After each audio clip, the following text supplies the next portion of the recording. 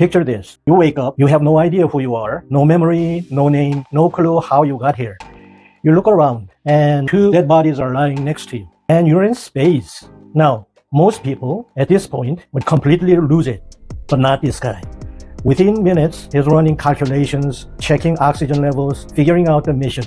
Because here's the thing, when you have no memories, no relationships, no emotional baggage, life gets surprisingly simple. No one to call, no mortgage, no passive-aggressive emails, no drama, just don't die, save Earth. Try not to think too hard about the dead bodies. Honestly, sounds kind of peaceful, but then something appears outside the ship. Not random, not meaningless, something alive, something that knows is there, and everything changes.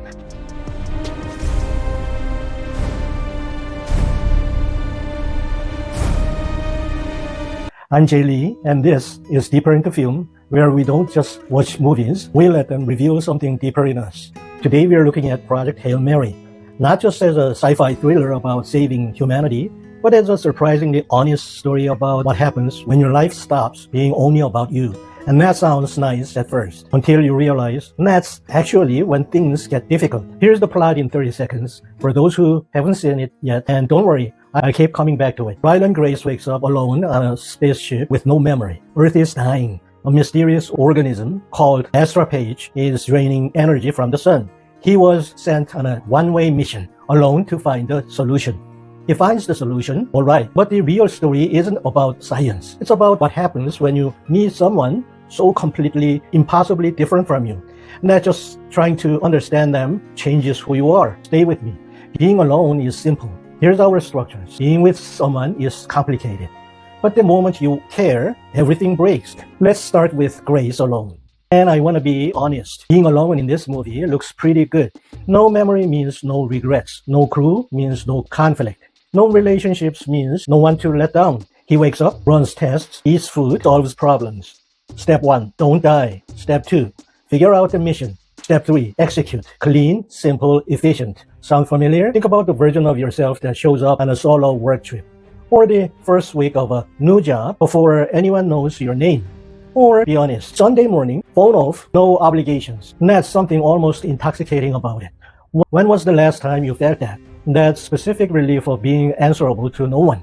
Just you, your thoughts, and the to-do list that doesn't involve anyone else's feelings. When you're alone, you're the only variable. No negotiating, no compromising, no explaining yourself to anyone. Psychologists call this illusion of control. And it feels amazing until reality shows up. Being alone is simple, and we all know this, which is why so many of us, at some point, try to keep life that way. Turn everything into tasks. Emails, deals, deadlines, because tasks are manageable. People are not.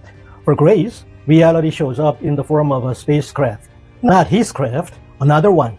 Parked right next to him, in the middle of nowhere, in a solar system that should be completely uninhabited. At this point, Grace does what any rational scientist would do. He panics. Quietly, professionally, but definitely panics. Here's where the movie gets philosophically interesting, and also genuinely terrifying. Rocky arrives, and Rocky is not what you expect. Rocky looks like a spider crossed with a hand, crossed with something your brain refuses to fully process. 5 legs, no face exactly. Communicates through sound frequencies, not words. Breathes ammonia in blinding heat. He is, objectively, the most alien thing imaginable. Grace's first reaction, pure, unfiltered, existential dread. Same. Because here's what's happening psychologically. Grace has spent weeks building a perfectly controlled world. Just him, his thoughts, his plans. And now something has entered that world that he cannot control, cannot predict, and cannot even fully perceive. There's a famous line by the philosopher Jean-Paul Sartre. Hell is other people. Now, Sartre wasn't saying people are terrible, though sometimes, sure. He was saying that the moment another consciousness enters your world, you lose control of how you are seen, how you're understood, and who you get to be. Think about the last time someone completely misleads you, or the last time you try to explain something important to someone and they just didn't get it. That's what Grace is facing, except multiplied by 1,000,000. Because Rocky isn't from a different culture, Rocky is from a different planet, a different biology, a different everything. They literally cannot communicate. And yet, Grace doesn't give up, and neither does Rocky. This is the first moment the movie asks you something personal. How long do you stay in discomfort before you give up on understanding someone? A week? A conversation? 5 minutes? Being with someone is complicated, right? Yes. What happens next is one of the most quietly remarkable things I've ever seen in a science fiction film. They figure out a common language, not through magic, first through some translator device, but mainly through patience, failure, and starting over. Rocky taps rhythms. Grace taps back. They map frequencies to numbers, numbers to concepts, concepts to communication. It takes weeks, and honestly, it made me a grown adult, genuinely emotional. I'm not proud of it, but here we are. Here's what's interesting about how they do it. They don't try to translate their own language into the others. They build something entirely new, a third language, one that belongs to neither of them. This is exactly what happens in the best human relationships too. Yes, when you really connect with someone, a best friend, a partner, a sibling, you develop your own private language. References only you two understand. Jokes that make no sense to anyone else. Grace and Rocky do this in weeks, in space, across a biological divide that makes the gap between, say, English and Mandarin look like a slight regional accent. Think about your closest friendship. Is there a word, a look, a reference that only two of you understand? Something you've never had to explain? That's what Grace and Rocky build, except from scratch, across completely different biologies. And slowly, Rocky stops being the alien. He starts being Rocky, a specific, individual, irreplaceable someone. And that is the turning point of entire film. Because the moment Rocky becomes someone, not something, Grace's entire decision-making framework collapses. Being alone is simple. Being with someone is complicated. But the moment you care, everything breaks. Yes. Here's the problem with caring about someone. When you don't care, decisions are easy, logical, clean. Should Grace prioritize the mission over everything? Yes, obviously. Easy answer. But the moment Rocky is his actual, real, I would miss you friend, that question gets impossible because Rocky's planet is also dying. The same Astro Page killing Earth's sun is also killing Rocky's sun. And the solution they discover together could save both worlds, but it requires them to separate. Grace has to go back to Earth. Rocky has to go back to his planet. Simple, right? Mission accomplished. Except, and here's where the movie absolutely got you. Rocky's ship is damaged, and without help, Rocky won't make it home. So Grace has to choose. Complete the mission, save humanity, go home, or stay and help his friend. Think about the last time you had to choose between the responsible thing and the loyal thing, between what was right for everyone and what was right for the person right in front of you. Most of us have been there, and most of us know the logical answer and the human answer are not always the same thing. Which one did you choose? And did it cost you something either way? And Grace tries to leave. He actually leaves Rocky behind. Mission first, humanity first, logical choice, clean choice. And then something happens. He turns back. That moment, that return, is what makes the friendship real. Not the meeting, not the communication, the return.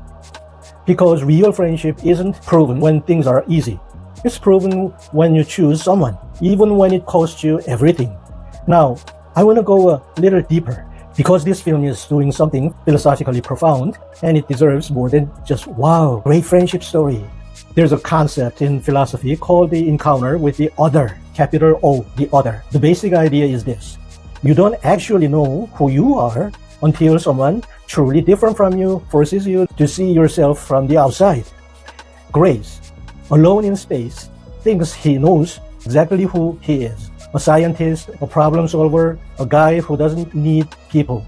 But Rocky, by being completely and impossibly different, holds up a mirror. Through Rocky, Grace discovers things about himself he never knew. That he's loyal, that he's capable of love, that has no survival advantage whatsoever, that he is more than his usefulness. Has someone ever done that for you? And shown you something about yourself you couldn't have seen alone? Not because they explained it, but because being near them brought it out. And here's the beautiful paradox at the heart of this film. The further Grace gets from Earth, the more alone he becomes physically, the less alone he actually is. Yes, because connection is not about proximity, physical distance. It's not about shared language, shared biology, or shared planet. And it's about choosing to stay present to someone, even when it costs you everything.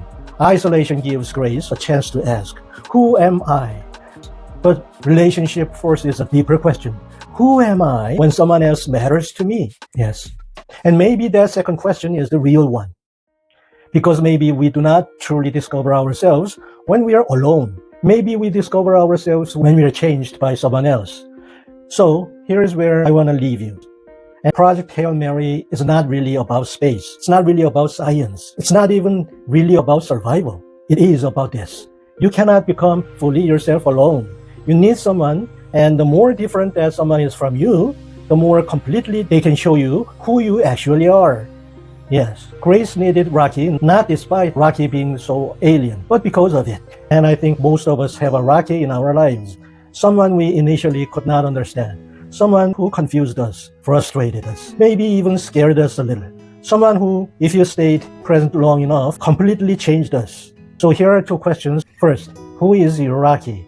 Who in your life is so different from you that trying to understand them actually changed who you are? And second, the harder one, is there someone right now that you've given up understanding too soon? I'm Jay Lee, and this is Deeper into Film, where the best movies don't just entertain us, they show us ourselves. And I'll see you in the next one.